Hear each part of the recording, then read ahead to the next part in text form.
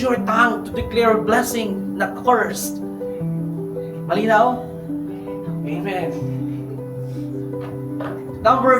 Pangalawang discussion natin, mabilis lang to. No? The power of blessing, it shapes destiny, mga kapatid. Maaari minsan, mga kapatid, no, na hindi natin alam yung consequences ng mga ginagawa natin. We are really want to cling to the blessing of the Lord. Hindi natin nakikita na may ginagawa ang Diyos sa buhay natin at isa yung sitwasyon natin kaharap.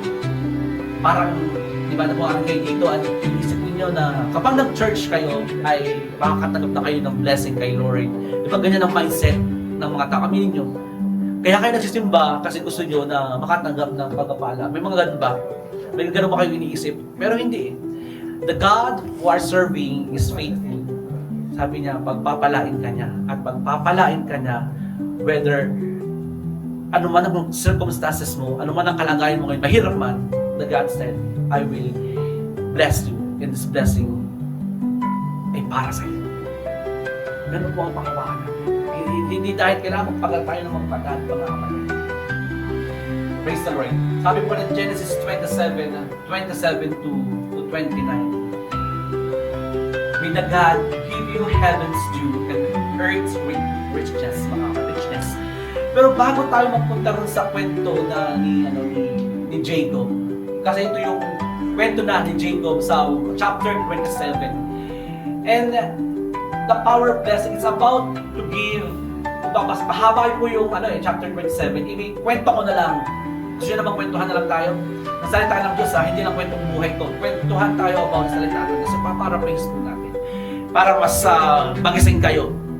And chapter 27 is about to release the blessing of Isaac sa kanyang anak na si Esau. Actually, itong blessing na gustong ma-release ni Isaac ay hindi naman talaga para kay Jacob. Yung blessing na yan ay para kay Esau. Yun ang gusto nang mangyari ni Isaac. At dito po sa chapter 27 ng Genesis, mga kapatid, wala matutulog Dito po sa chapter 27, mga kapatid, napakadaming mga bagay o mga pangyayari na nababalot sa kasinungalingan, sa kasakiman. Alam niyo yun? And magulo ang sitwasyon dito. Isang pamilya sila at sila pare-pareha sinungaling.